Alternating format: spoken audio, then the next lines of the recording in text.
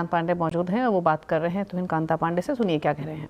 उठता था तो उसमें एक मार्जिनल रिलीफ का कॉन्सेप्ट है कि उससे ऊपर जो भी वो इनकम उसकी आएगी उतनी ही इनकम टैक्स होगी। तो वो धीरे धीरे धीरे रिबेट उसका घटता जाएगा और लगभग 12,70,000 तक 12,70,000 तक वो खत्म हो जाएगा। तो वो कभी भी उसको जर्क नहीं लगेगा। तो मार्जिनल रिलीफ जो है उसकी व्यवस्था लॉ में ही की गई है। लॉ में की गई। तो ये 12,70,000 जो बगैर डिडक्शन वाले हैं, डिडक्शन वाले को भी इसी रेशियो में बढ़ेगा? हाँ, उससे उनसे कम नहीं मिलेगा।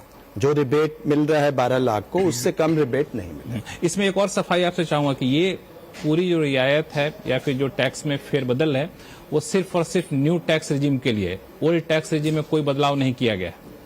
नहीं, ओल्ड टैक्स में कोई बदलाव नहीं है।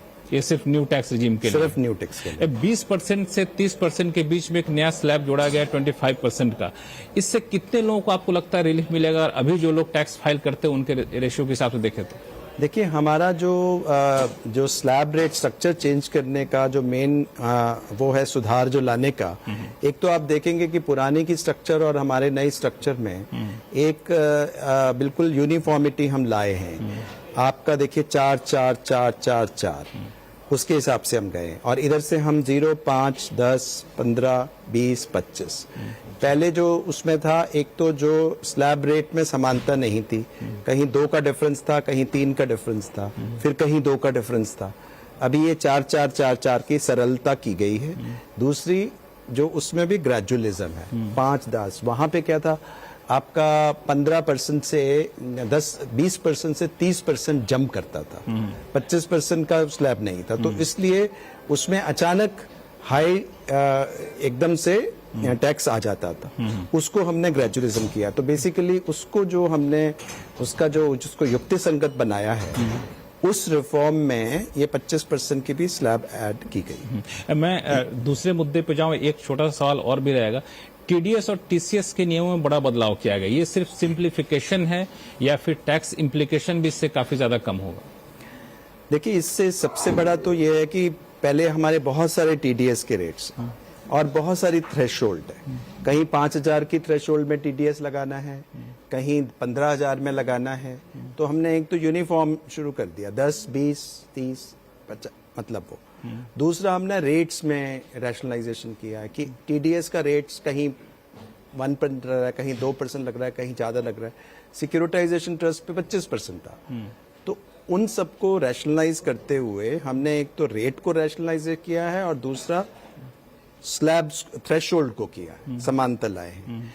उससे एक तो जो टीडीएस काटने वाले हैं, क्योंकि टीडीएस काटने वाले खाली इंस्टीट्यूशंस ही नहीं होते, टीडीएस काटने वाले हम और आप भी होते हैं।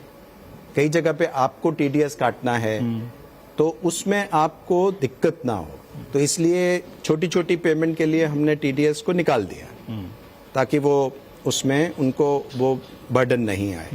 तो ये इससे क्या है कि हमारा एक्चुअली यदि हम देखें तो इनिशियली हमारा टैक्स रिडक्शन कम भी होएगा, कम होगा, लेकिन वो एक सरलीकरण की ओर हम जा रहे हैं। एक आखिरी सवाल इन डायरेक्ट टैक्स पे कि सरकार ने एक बड़ा ऐलान किया, वित्त मंत्री साहिबा ने, कि हम लोग न्यू टैक्स इनकम टैक्स के नए नियम लाएंगे। ये नए नियम क्या डायरेक्ट टैक्स कोड की जो बातचीत वर्षों पहले हुई थी, क्या उसी तर्ज पे होगा? क्या ये मौजूदा इनकम टैक्स एक्ट को रिप्लेस कर देगा और कब तक लाएंगे? इनकम टैक्स बिल जो है हमारा नया आएगा, वो हमारे इनकम टैक्स 1961 का, जिसमें बहुत सारी अमेंडमेंट हो गई हैं, जो 60 साल पुराना है, जिसमें over a period of time बल्कि हो गया है, उसमें अंडरस्टैंडिंग की, उसमें उसको समझने में दिक्कत है। इन सबको देखते हुए एक नया बिल लगाएगा, वो नई तरह से लिखा जाएगा, नई तरीके से लिखा गया है। जैसे वित्त मंत्री जी ने कहा कि लगभग आधा होगा वो जो प्रेजेंट हमारा लॉ है, प्रोविजन उसका आधा होगा, उसका लगभग आधा होगा। चैप्टर्स भी लगभग आधे होंगे, लिटिगेशन भी कम हो जाएगा। तो लिटिगेशन कम हो जाएगा और जो उसकी जो भाषा है हमने सरल की है, वो उस तरह की भाषा आपको नहीं मिलेगी। ये बड़ी डायरेक्ट और सिंपल भाषा मिलेगी। तो आप भी समझ पाएंगे। एग्जांपल दे पाएंगे आप? वो तो आप जब बिल देखेंगे आपको वो रिएक्शन का बिल कब तक लागू करने की का टारगेट है? वित्त मंत्री जी ने कहा है कि इसी लेग में सेशन के 13 तारीख से पहले बिल पेश किया जाए। पेश किया जाएगा, अप्रूवल होगा, उसके बाद लागू किया जाए। उसके बाद तो कुछ